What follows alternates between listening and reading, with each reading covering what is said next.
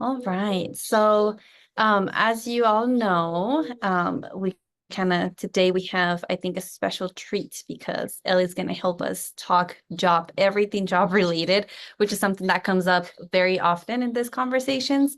So I'm super excited. Ellie, do you want me to do a quick intro? Do you feel comfortable doing that? Or do you want me to read your bio? Whatever you want. Uh, I'll introduce myself Cool. just because I Okay. think that's kind of fun. Yeah. And so y'all can get to know me. And I know a lot of you already know me. So for some of you, this will be a repeat. But for those of you who don't know me, hello, my name is Ellie Hoekman. I am a certified career coach, and I specialize in helping industrial and organizational psychology professionals specifically. I have my master's in this field. I'm a big fan of this field, and I also do a little bit of consulting on the side within HR strategy and recruitment, and sometimes instructional design too. So really just a big fan of this field. I think that the world is a better place with more IO psychology professionals in it. So I'm really happy that that's the mission that I get to serve each and every day. And my background is in recruiting.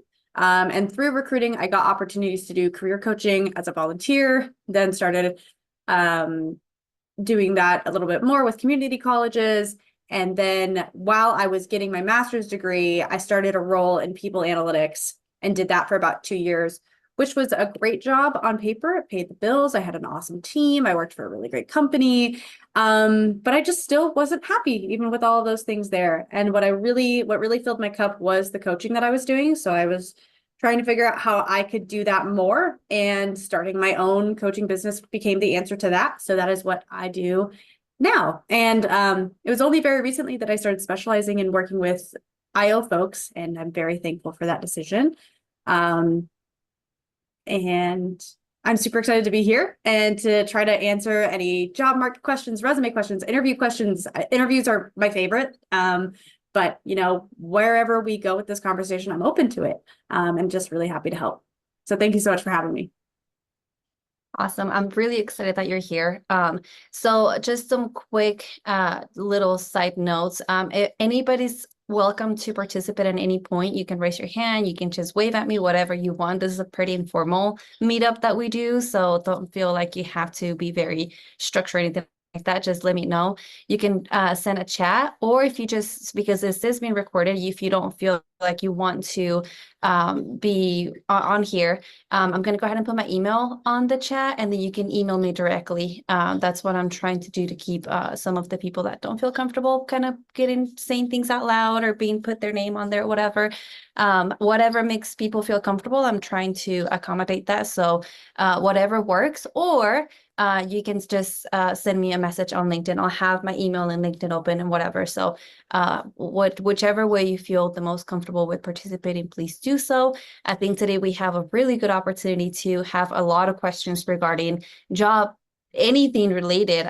Usually we kind of have an idea of what some of our speakers come in and share with their background with us, but we don't really know what the questions are regarding how do we get those jobs? How do we get from point A to point B, especially after graduation? So yeah, so that's that. So to start us off, can you tell us a little bit of like what you're seeing in terms of trends, job market?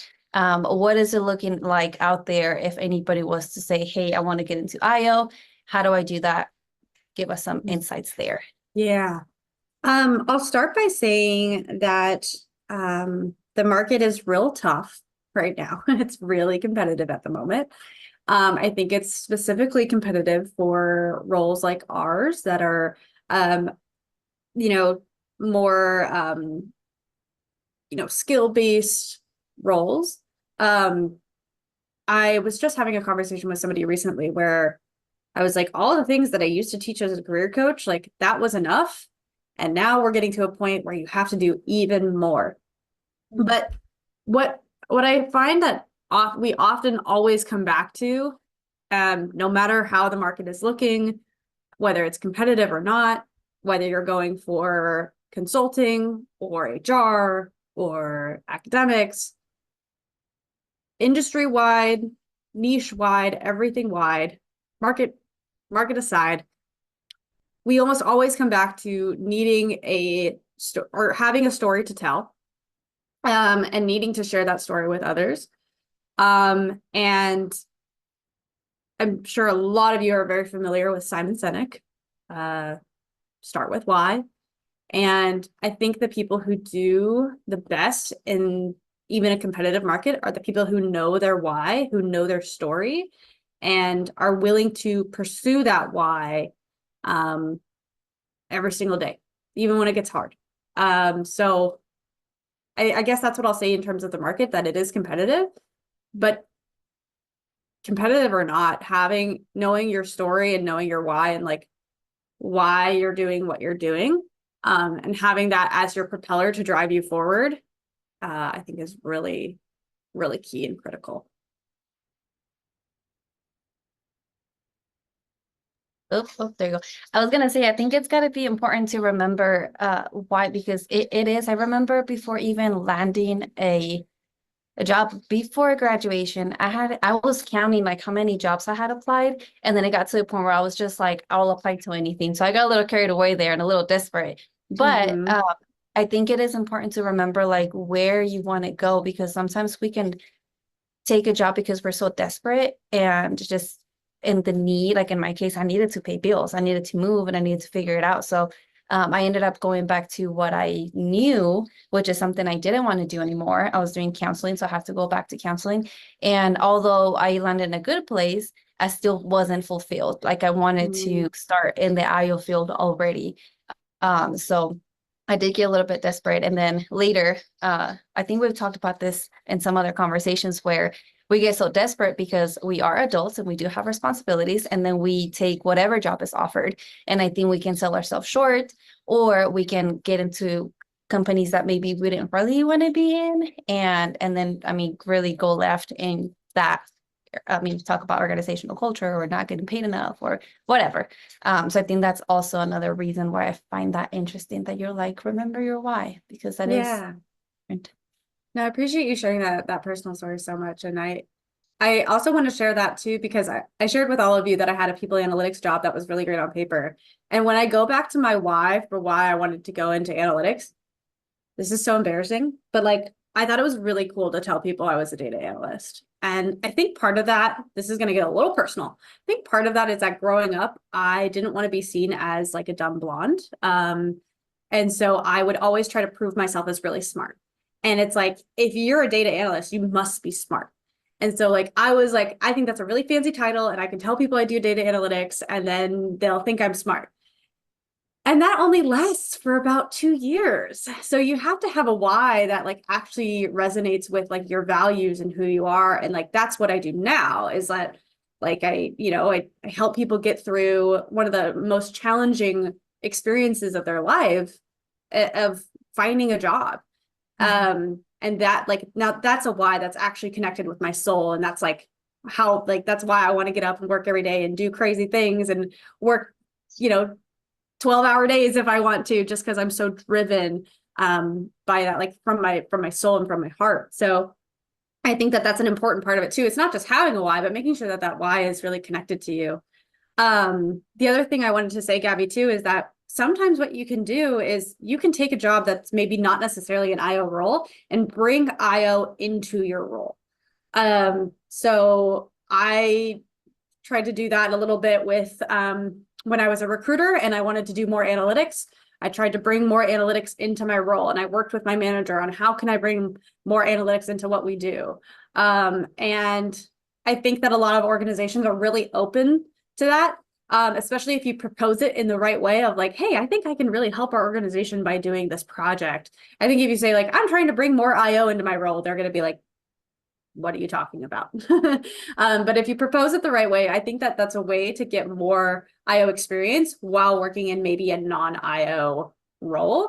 And then you can use that to potentially get further or get more in the, like, get more experience that you can put on your resume and things like that. So I'll also just throw that out there as well. I like that. I think I'm actually in a data analysis job right now, and I relate to what you're saying, because I was like, oh, that sounds fancy. It's Yeah. hard because my strengths lie in the people side. You give me humans and I can work with humans. Numbers and dashboards, and I'm like, talk to me, tell me something, and it doesn't tell me anything. So Mm-hmm. that's been super cool because I've been able to learn something, but Mhm. it definitely has challenged me in a way where I've had to expand those skills and really take some time there. And I was going to add to what you were saying. I think sometimes even bringing some of our education into the conversation. A lot of times, like I've been in meetings where everybody's talking to strategic planning and future focus plan, whatever, for next year. And sometimes even just throwing little nuggets of what we know about and like I would even sometimes like research like how does strategic planning fall into my IO career and then read some research and see what other companies are doing, integrating that IO perspective. And then you kind of throw that out there like, yeah, I may not know how to do a whole strategic plan, but I understand this aspect of it. And then you let your IO background shine. And then people are like, Nice. how do you know that? And you're like, I'm an IO. Duh." Yeah. No, that's great. So I'm wondering right now if anybody was to, which I feel like a lot of people are wanting to break into the IO, especially right after graduation or if they're in some sort of doctoral program. What are some of the challenges that you are seeing with some of your clients or people that you've worked with? What are some of those challenges that they're facing right now trying to break in to the Mm-hmm. field? Yeah. So when trying to rank it, there's a couple of common challenges. One that been experiencing a lot is folks who are feel like they're underexperienced but overeducated. So I've worked with quite a few people who have gone straight from their bachelor's into their master's and haven't gotten a job in between. And so then when they apply to jobs, they have really they're really great on the education qualifications, but then they lack the years of applied experience. And so that's a common challenge that we're running into. Another common challenge I'm seeing is um when you're when you're transitioning between two careers, understanding which skills and which experiences are applicable to the type of role you're going for. And then I think the third challenge that I see a lot of folks running into is just not knowing what they want to do. Because while IO feels really niche in the sense that like not a lot of people know what it is, and not a ton of people have that experience, or not a ton of people have this, like a master's degree in IO. IO still has, it's like a really big umbrella with a lot of different types of work underneath. And I think a lot of people don't know what all those types are, don't know what they could possibly target and what they can possibly do. Or they do know all of their options, they just don't know how to pick. And that makes it really hard to do all of the other steps. Because if you don't have a specific and clear focus, I gave the analogy to one of my clients yesterday of like the job search as a mountain. And what I said to her, I was like, instead of climbing one mountain, I see you climbing 3 mountains and getting a third of the way there, and then walking back down and climbing another one, getting a third and walking down. And I want you to climb one mountain. And so I think that analogy is really fitting, because I think that can also make your job search take a really long time if you don't know exactly what you want to do. But I also understand that like it's not, it's so much easier to be like, oh yeah, just figure out what you want to focus on, and to actually do it are two very different things. And I do recognize that. I want to make sure I also touch on like not just those are the challenges people are facing. I mean, it's important to know that you're not alone if that's one of the challenges you're facing, but then like how do you overcome those challenges? So like I mentioned before with the mountain, do the exploration to figure out what your mountain is. Make that your goal. I also recommend too, when you're trying to figure out what your next target is, try to also identify what the next step looks like. And sometimes you might start on, this is what I want my job title to be in 10 years. Okay, so what are the jobs I'm going to do to get up to that job title ideally?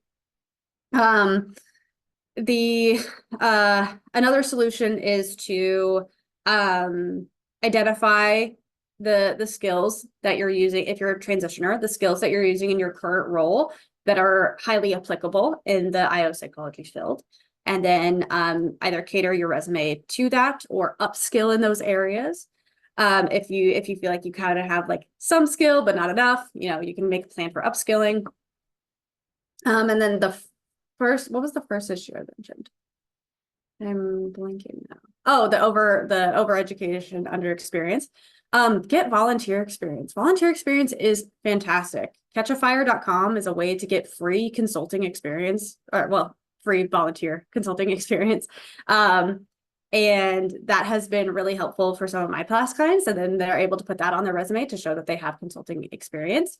And then there's also definitely conventional paths too, of like getting an internship, networking with professionals in the field. And I know I don't need to go and tell all of you that. I know you all know that, but yeah, so many different paths and so many different challenges, but different ways that we can navigate based off of what those challenges are. Hopefully that answered the question. Yes, and I think some of the students here, some of the people that are in this. Oh, wait! Before I even go into that, someone, do you still want to share? I know you raised your hand, and I hope I'm saying your name right. I'm sorry if I'm not. Maybe not. Oh, there you are. You're muted though. You're muted. There you go. Sorry. Yeah. Hello. Hi, you guys can hear me? Okay, so I don't want to be on camera because I'm here in Texas and we just experienced a hurricane, so I'm kind of displaced at the moment. And I'm at my in-laws' house and everything is happening. However, I'm still trying to do my job search and I'm still trying to stay connected and still trying to stay focused. In spite of not having electricity since Monday. So things are pretty crazy here in Texas. However, I definitely did want to comment on the fact that I am overeducated and underexperienced. I did opt to do take care of my family, and that kind of took more out of my time than I had originally planned. And so here I am, almost 43, and I'm still not having that working experience that would really see me as a quality candidate in comparison to my peers who've been working for 10, 15, 12 years. So that is my challenge. I have worked in some capacities, and I have definitely been able to pull some skills that would be a good fit for OD because I have a bachelor's in IO psychology and then a master's in organizational psychology and development. So I've been able to extract skills, but it's still not sustainable in comparison to my peers. Mm-hmm. So I've had the challenge of doing entry level, and I'm not against entry level either. Mm-hmm.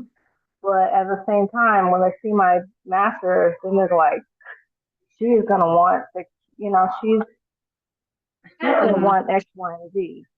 And I'm like, well, that's not necessarily the case. I'm sorry, guys, this is happening. So but cute. It is so yeah, so those are some of the challenges. So, and then if I take off my master's, I feel like I'm taking away some of my skills, some of my knowledge, some of my understanding.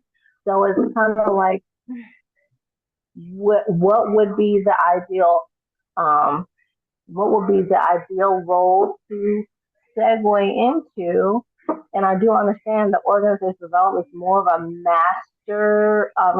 it's more of a management type or management leveled type field or area. So they're expecting to have at least 8, 9, 10 years of HR experience and some type of management experience before you go into. At least that's what my understanding. I could be wrong, but so and then people see my resume and like, well, what have you been doing?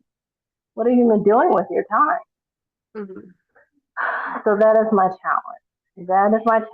And I've been trying to maintain an optimistic approach thing positive, because I definitely have the case. If you don't know, I think we make a different choice.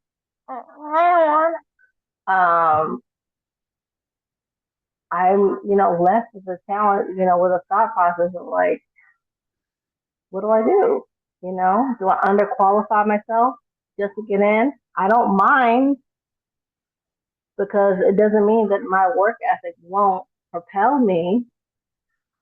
I don't mind that at all. But at the same time, where? I know that I could, I've tried employee experience.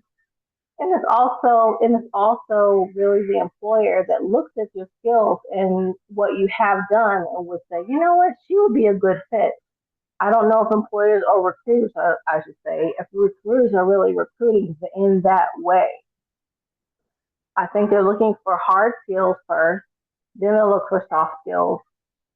And, I don't know. So I've tried so many different resume writers. I've tried at least 5 or 6, and where I'm paying people to help me with my resume. It's not. I don't think it's my resume. Mhm. I think that my work experience is just not sustainable to the roles that I've probably applied to, and my competition is probably a little bit more, probably a lot more experienced than myself.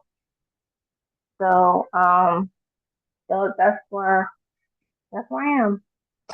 I have a quick question for you, just to kind of keep the conversation Question going. away.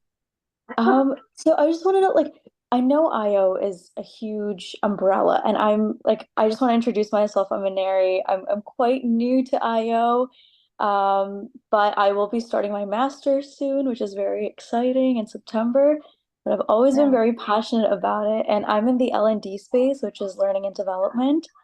Mm-hmm. And and I feel like I see a lot of overlap of IO and HR, IO and L&D, IO and project management. And one thing that my mentor like was when I was speaking to her, and she's amazing, and she told me to start in a smaller space and then grow up into IO, which I think is more applicable like where I am, just because I'm starting very fresh and new. But, I just kind of wanted to know if you have applied to like an L&D space. I work in learning and development, so of course I'm gonna toot my own horn in that aspect. But it's amazing, and I feel like IO knowledge can be applied there in so many different ways. And just Yeah. wanted to know if that's something that you've dabbled in.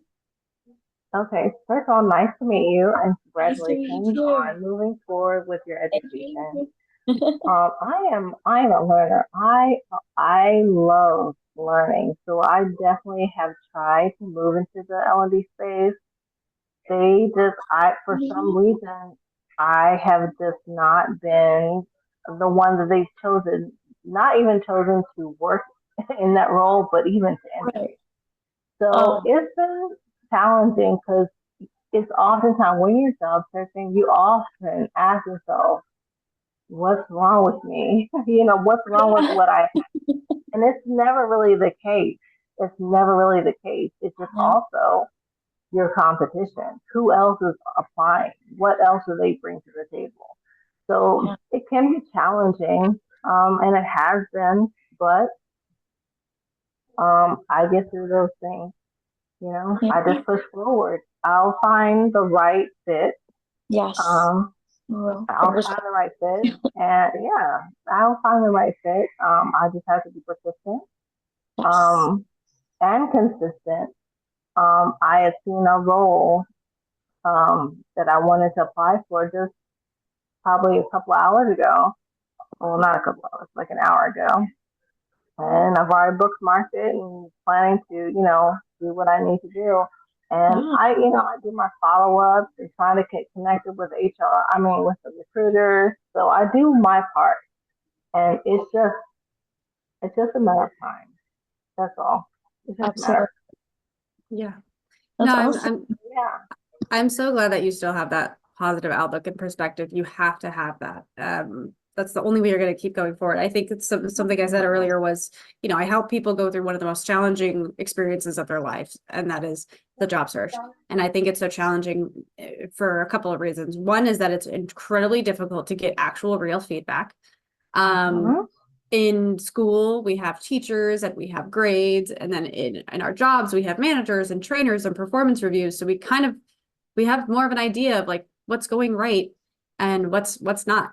With the job search, it's all on your own and you don't really get feedback. So of course you're going to go, what is wrong with me? What is going on? Like what is what's happening here? And that's why I think a lot of job seekers think that it's their resume that's the problem, because they're thinking that's a completely logical conclusion to jump to.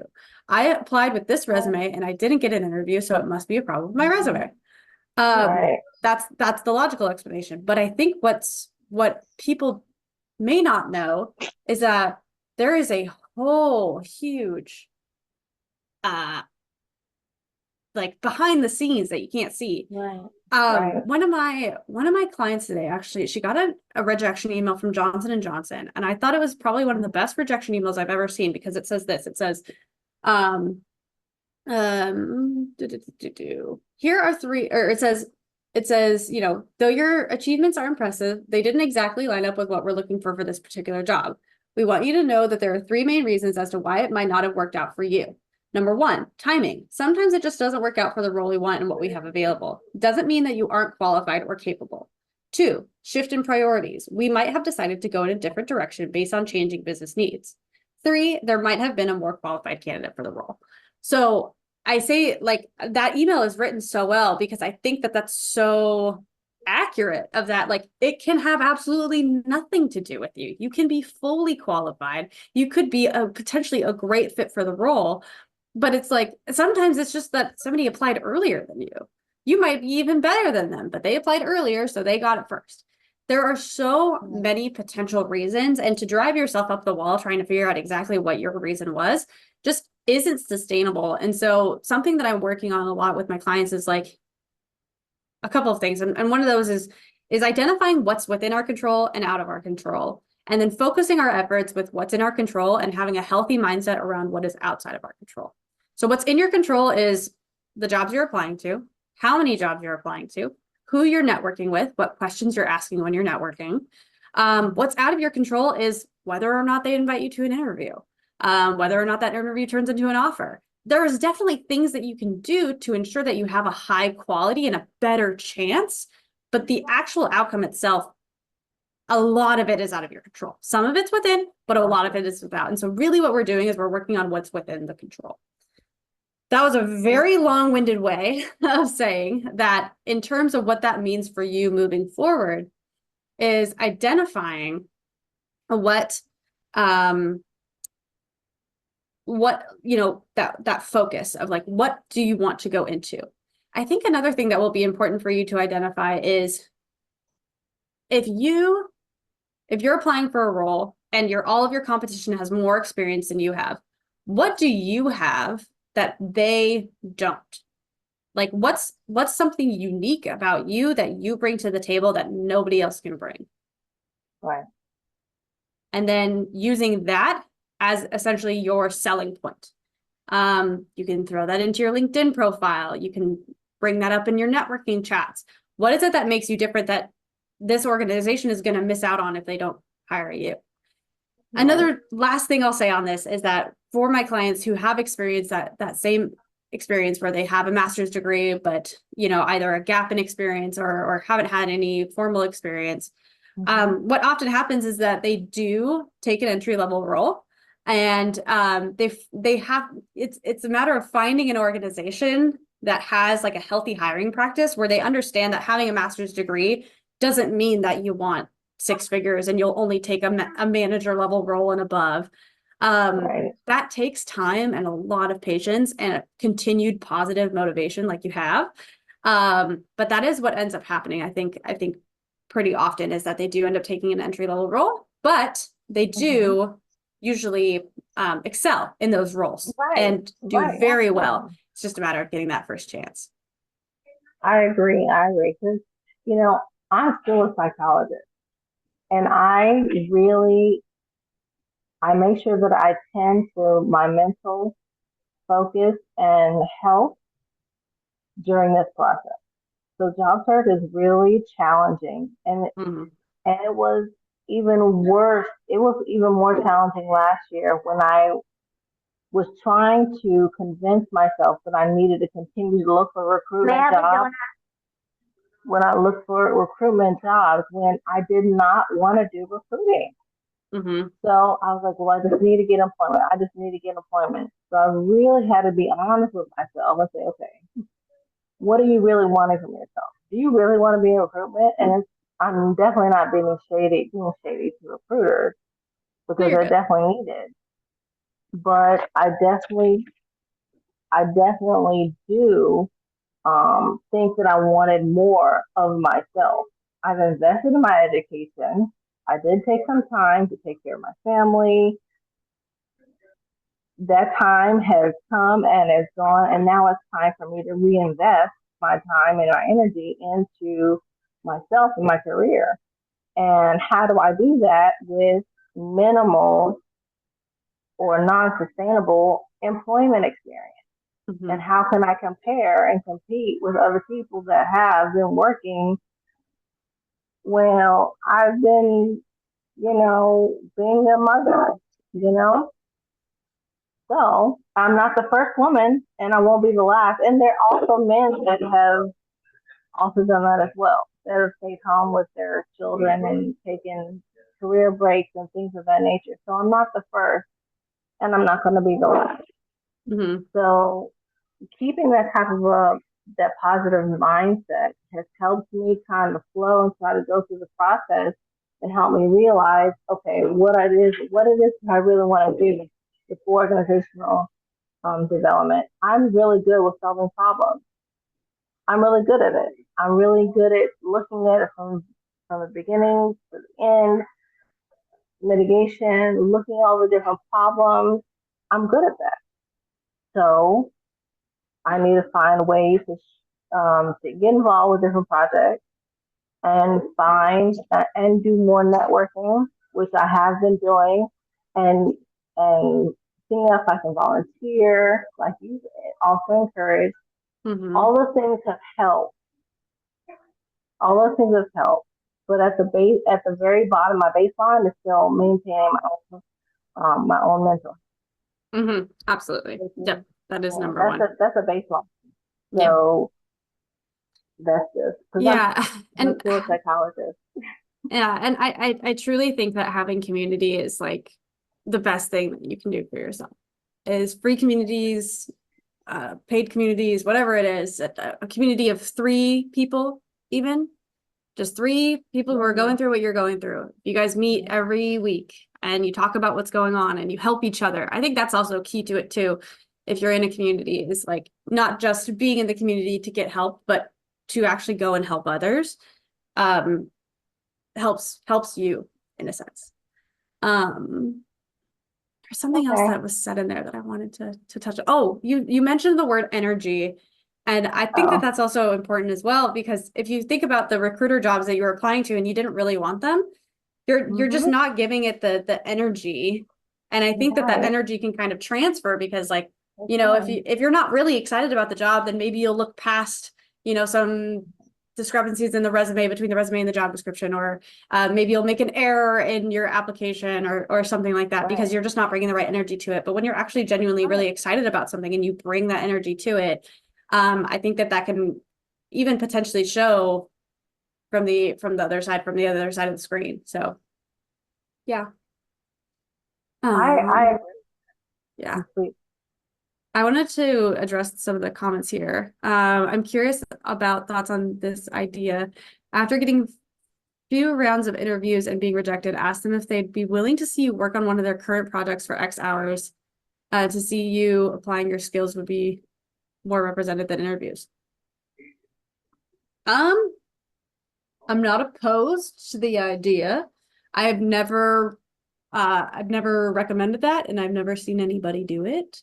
So I don't know. I wouldn't be able to say like, yeah, totally do that. That's great. But like I said, I'm not opposed to it. I think it would really depend on the kind of like the relationship you've built with the recruiter, like, and especially if it's something where, you know, you have a strong relationship with the recruiter or the hiring manager, and the interview went really well, and they're like, hey, we really want to bring you on. We just don't think that you're quite ready for it yet. I think in a situation like that could potentially work, where it's like, hey, you know, why don't I do a work sample for you? Or maybe I can come in and shadow for a day. There are labor law issues sometimes too with that, so you'll have to be careful about that. So I guess it would just really depend on the situation, but Yeah. like I said, I'm not totally opposed to it. Okay. Okay, I'm gonna jump off. Okay. I'm gonna go back behind the curtain. Okay. Bye, Simone. Hey, before Thank you you, go, I do Ava. want to honor you and Oh, okay. respect what you're doing, because I mean, talk about where you're at right now, everything that's going on, and you remember your why. And we like started off with remember your why. So I think I know it's not happening right now, but I know that in my heart, someone who shows up in the middle of chaos and shows up for herself, Chaos. something good is coming your way. It's just taking too damn long right now, but it's coming because your It's okay. dedication and your It's passion is coming. there. So I will have to thank tell you. you. I will have to tell you, even beyond this, I think that I have more of a story to share than just this, because I was in a car accident a semester before I graduated with my bachelor's, and I was in a coma in the hospital 2 weeks. I broke so many bones in my body. It was a mess. I I ended up getting TBI, which is traumatic brain injury, but I told my mom I did not want to take it incomplete, and I didn't. So my classmates brought my homework to my apartment after I got out of the hospital. I finished, I graduated, passed my exit exams, got my bachelor's, went on to get my master's the next year.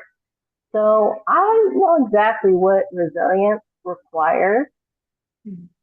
And if I am committed to something, I do it no matter how uncomfortable it is. So I just kind of know a little something. So yes, in the midst of no electric, I'm in a place that's safe now, but Yeah, of thank you for that. I appreciate it. course. Thank you for sharing and for participating today. I do want to ask Ellie, one of the on the chat. Somebody said, could you elaborate on finding some of the volunteer opportunities you were talking about? Are you offering services for free, working for nonprofit companies, etc.?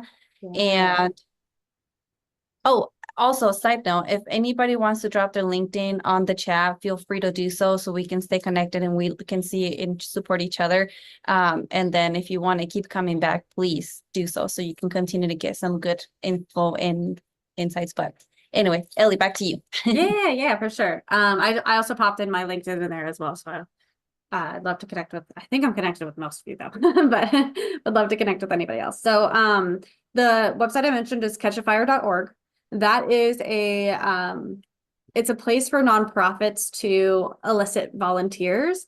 And what's really cool about it is that they have like a section for HR support, organizational development, strategy support. It's not going to say like IO volunteers. But if you go onto the catchfire.org, and then go to under volunteers, and you can search projects. You can search by the nonprofit if you want to work for specific types of nonprofits. Or what I think might be more effective is searching for the type of project. I'm looking at it right now. And a lot of them are also virtual. It's like completely virtual. So you can do, let's see. So under skills, so the you can filter by skills, and you can do let's see, strategy consulting, talent recruitment, organizational design, human resources. You can do data analysis, coaching, business development. So you can look underneath all those skills to try to find opportunities. And some of them are even as simple as like a 1 hour virtual session. Like they just want a 1 hour virtual session with somebody who knows a little bit about organizational strategy. It is somewhat of an application process. So, but I have a client right now who's done 2 projects and she doesn't have any consulting experience. This is her first consulting experience. This is how she's getting experience. And she's working specifically with Black female business owners, and because she is trying to become a business owner herself. So, and is a person of color. So that is really exciting. And she's kind of using that as like her story. And that's how she's getting these opportunities, even though she doesn't have consulting experience. It's because she's using her story and her passions and her why, like we've talked about before. So,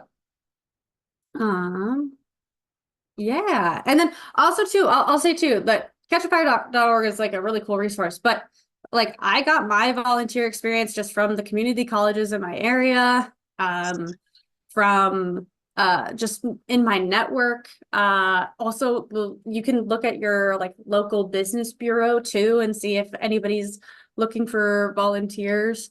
But I specifically think nonprofits is like a really great way to potentially get experience because they don't have a whole lot of money to throw around.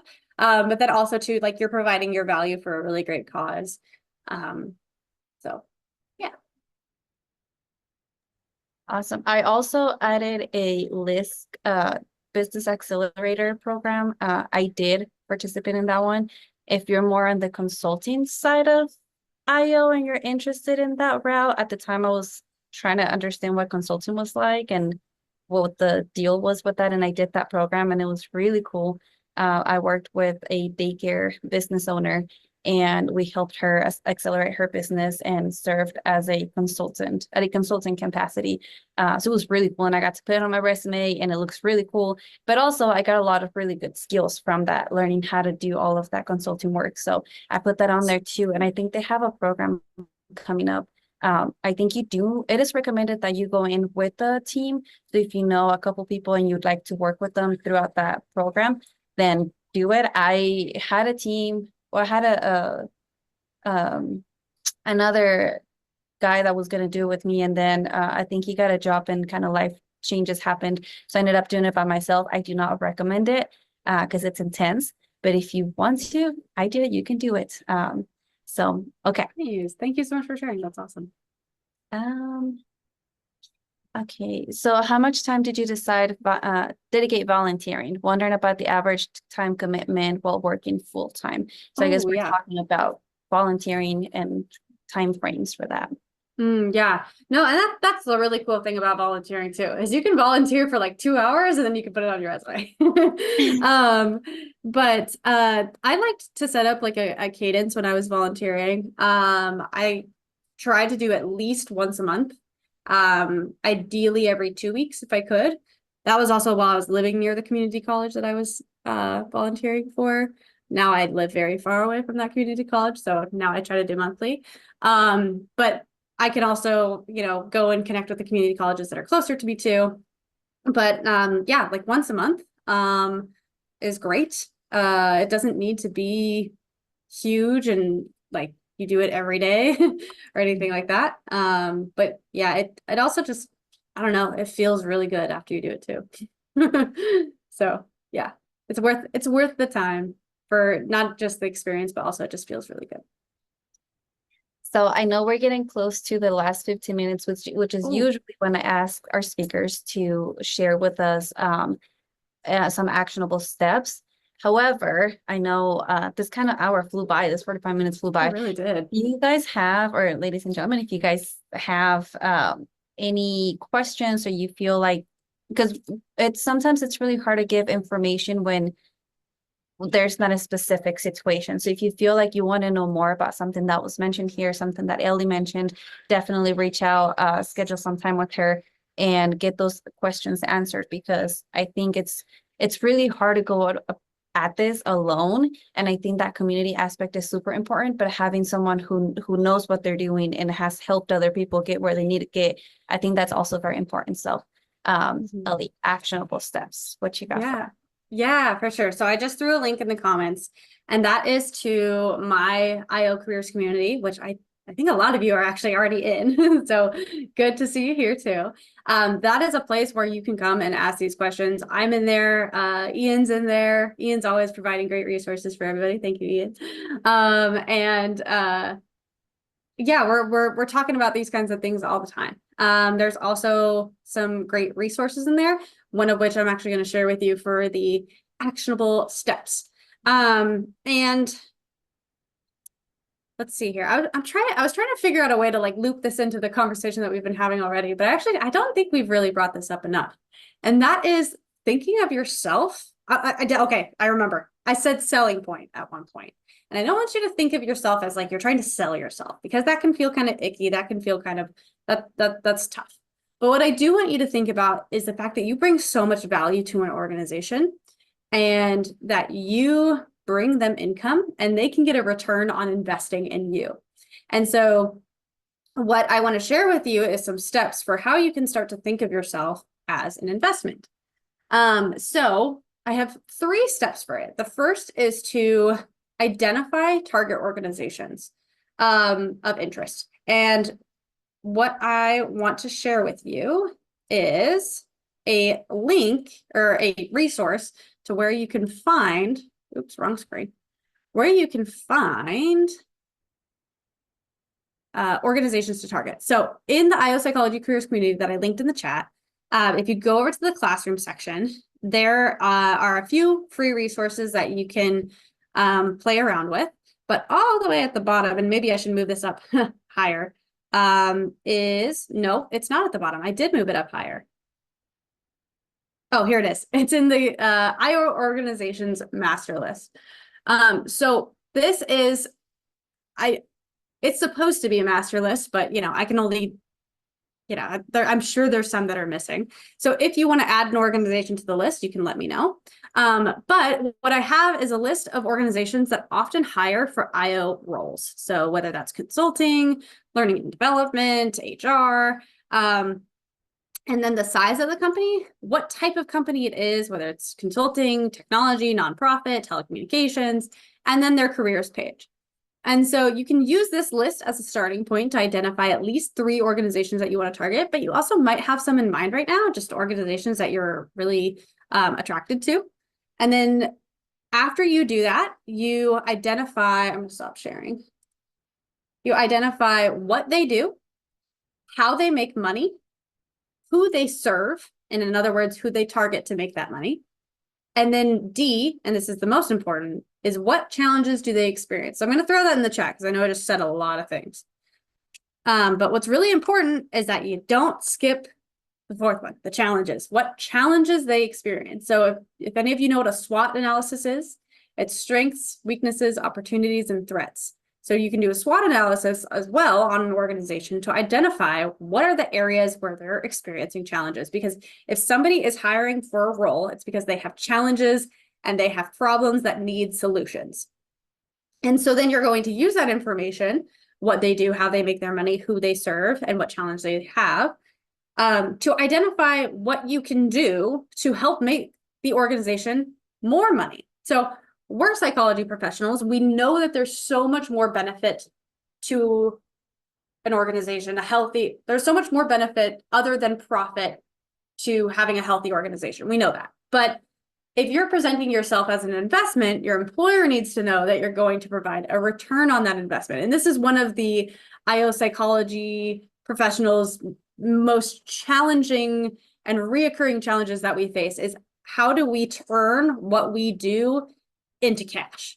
And so if you take engagement, for example, that's one of the challenges with engagement is that we all know that engagement is great and can do so much for the organization in terms of productivity. But how can we show that it's also going to make the organization money? How can we show that a more productive workforce actually makes the organization more money? And so when you use those 4 elements of what they do, how they make money, and the challenges they have, and who they serve, then you can start to almost draft somewhat of a proposal into what the value that you can bring to the organization to help them make more money. so that your salary is essentially less than the money that the organization is going to make. Hopefully that made sense. Let me know if you have any questions. Does anyone have any questions before we move on? Cool. I really like that you have this resources, because sometimes it can be very overwhelming and daunting to go online and then look for IO, and then like a million things come up, right? And then I struggle staying focused. So if I go online and I don't have a direct an actual plan to what I'm gonna do, it could be 3 hours later and I'm like down somewhere in Paris looking for a job like that doesn't even have anything to do with IO. Like that's just where my brain goes.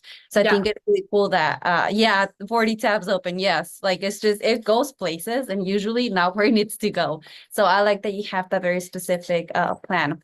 Yeah. What do you Absolutely. think is important for everybody that's going through this challenging moment or just this growth moment where you're trying to figure out what you're going to do, how you're going to do it, and you're looking for a job and it's just not the right fit?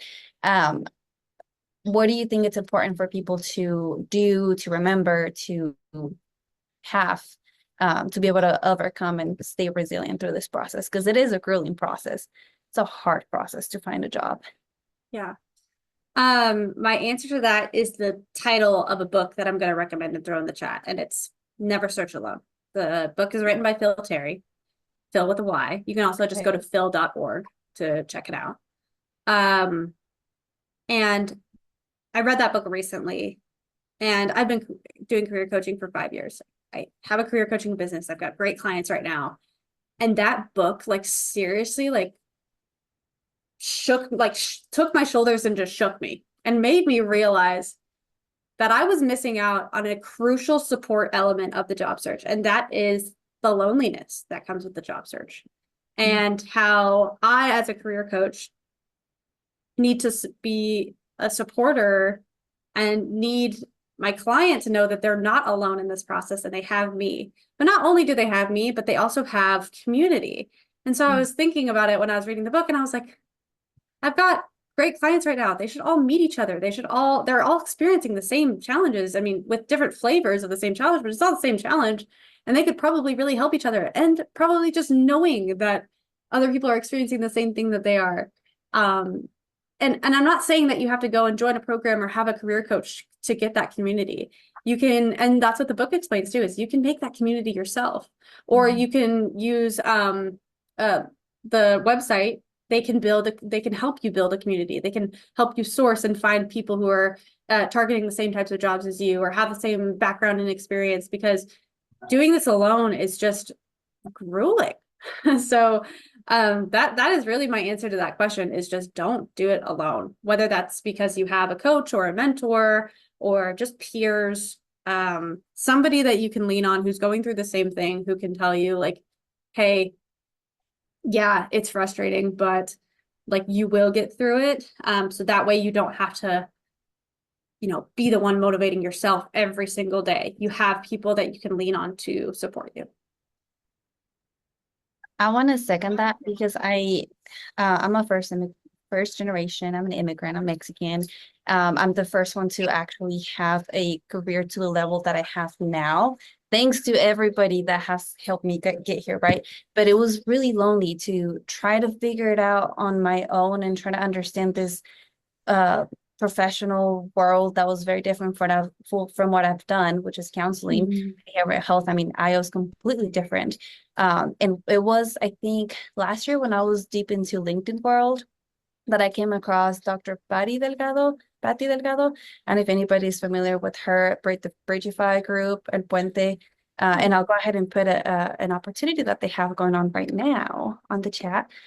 That I was like, wait, excuse me, they look like me, like they're Hispanic women, they have their doctorates, like what? And it was just a moment where I was like, oh, I found the women I can try to look up to and try to talk to and ask questions. And so then I've been joining all of their webinars and I've been trying to connect with them. I actually had now I'm gonna go blank. I just had one of the 3 founders from the Bridgify group speak in the group, and we're gonna have Dr. Patty in August. Yeah, or July, August. It's August. But it really does make a difference when you find people that you connect with, people that you can look up to, and people that can understand what you're going through. It makes a world of difference, because then I started to look at things differently, and they started talking about like, just because you're a student or just because you have this background, just because you look this way doesn't mean that you're different. And they spoke to a lot of the fears that I had. So seconding that, and I put that on the chat. I think they're looking for, it's very specific to what they're looking for, but I think it's a great opportunity. Anybody who has the skills that they're looking for. And I think this is for the Bridgeify group. Cool. Pretty cool. For sure. Yeah.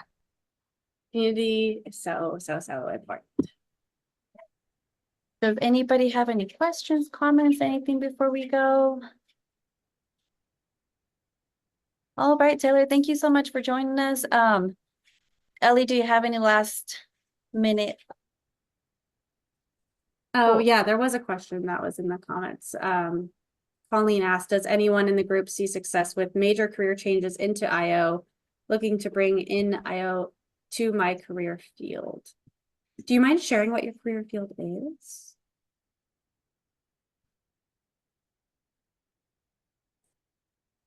I'll just take myself on mute. Perfect. I am a 15-year career zookeeper. And I am an animal trainer by trade and mostly doing ambassador animals. I currently have a position in middle management as an assistant curator for ambassador animals.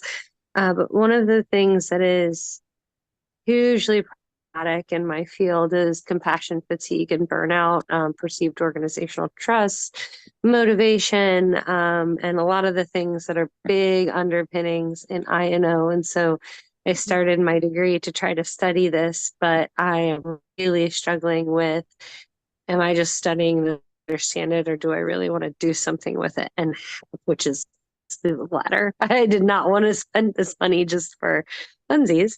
But I'm a zookeeper. I mean, I have no idea how to get legitimacy in an HR world without taking an HR job, which I don't want. But I want to take what I'm learning and what I'll be studying and what I'll be researching outside of academia and like do counseling and coaching for zoos. And I just feel like I am a fish out of water. Well, that's, I mean, from my perspective, that's really exciting that you could be like the consultant for the zoology space. I don't even know what that industry is, but like that you could be like the go-to. Like being niched is so cool. And so yeah, so it's just, I think like what from what I'm hearing from you is like you're learning these things in school, but like it's been a challenge to apply it or see how it could be applied. It's a challenge to see how it could be applied, because my wheelhouse doesn't jive with the types of departments in the same organization. I'm a trainer. I got my behavioral understanding and all of my basic behavioral science understanding from animal behavior, which we all know translates. And so I really like using what I know and then trying to let it affect change in, behavior, especially as it pertains to that. But like, I just don't see, I'm worried about two things. I'm worried about trying to work in an HR space or with HR people, will not respect my background. It's so different, right? And I'm also, with some good reason, very full of pushback from organizations that don't want to hear that what they're doing isn't working for their staff. Yeah, absolutely. So just seeing if anybody's had any success stories to share with me, any like, oh yeah, I know somebody that did this with this and it was great, or this was their challenge but they made it work, or even just nuggets of information when I'm trying to go from something that really in my mind holds hands but to a lot of other people, I just don't see how I'm going to gain legitimacy without taking super entry level HR jobs that I'm personally just not qualified to take, you know. Yeah. Does your current employer have like an HR department? Yep. Do you know the people in that department?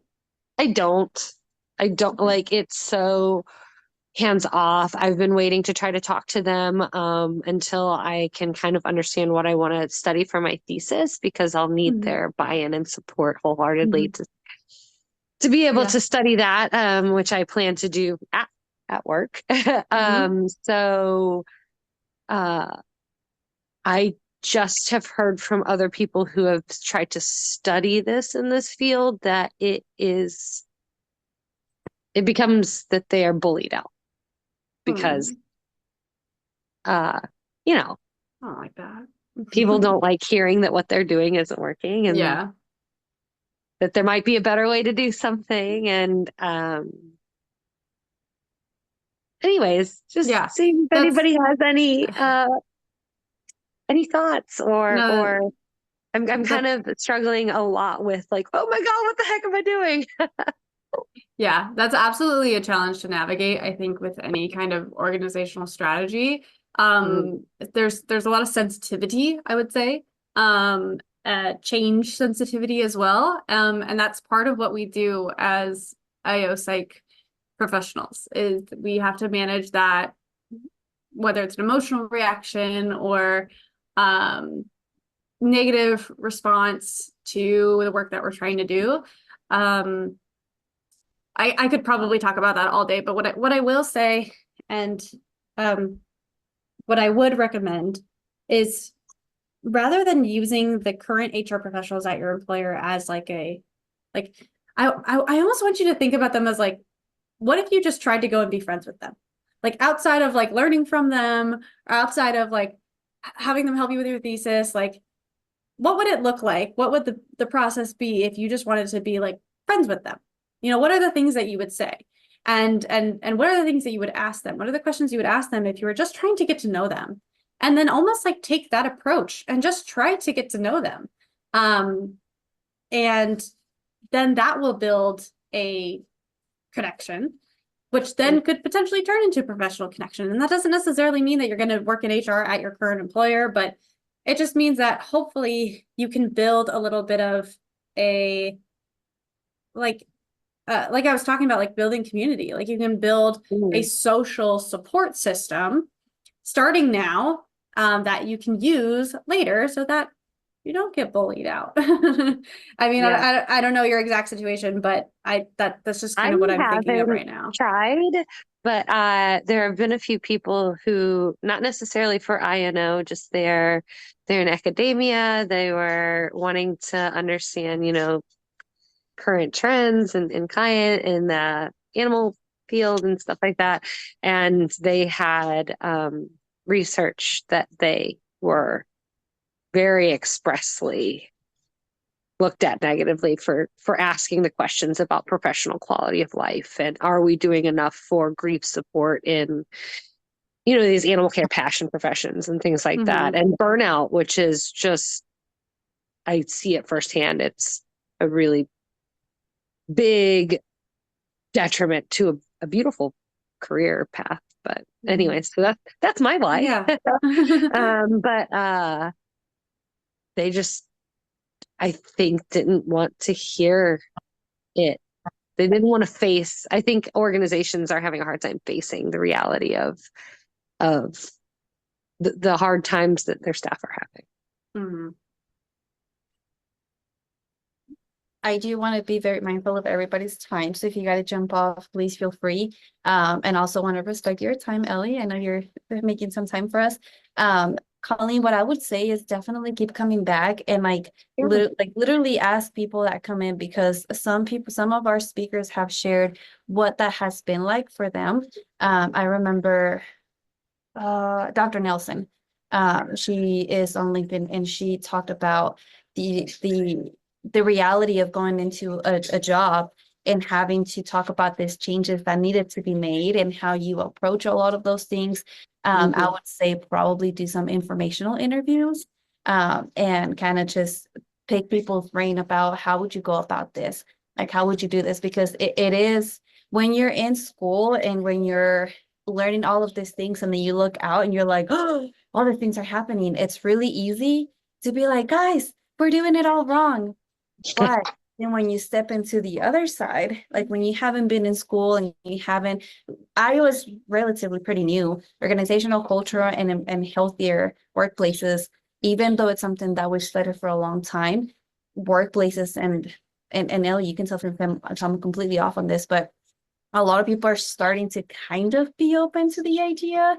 So I think as IOs, we have to be very, very careful on how we study their behavior, how we interact with other people, and how we very almost like artfully share this nuggets, like help them feel empowered by this information rather than feel judged or, you know, put them in a place. Because I mean, really, if you're a business owner and you're running this huge company and somebody comes and says, your employees are kind of miserable, like you'd be like, but this is my life's work, you know what I mean? So I think you would really benefit from like coming and asking like our speakers and say, hey, like I have a very specific background.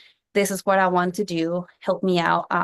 Because I think you can do some amazing stuff with what you know, and bring those things together. But I hope I'm also so. talking about being mindful of people's time, and then I'm just yapping. Yeah. I'm sorry. You're fine. You're fine. I'm I sorry. appreciate everybody that stayed to help me get a little bit of good feedback. Thank you guys. Of course. I really needed this today, especially. So thank you. Yeah, Of I'm course. glad. Ellie, thank you so much for joining us and for sharing all of Yeah. this great information. If anybody didn't save the links, just hit me up and I'll give you everything that we should in the chat, or you can just screenshot it, do whatever it's easier. I'll make sure it's available. And if you ever want to revisit some of the conversations, I know they're going to be on the SEBOC website. All of these are recorded, so we can have them as backup on the website as resources for anybody to go back to. So Ellie, again, thank you. Anybody wants to connect with her LinkedIn is on the chat, and I will let everybody go and do what they do with their day after work.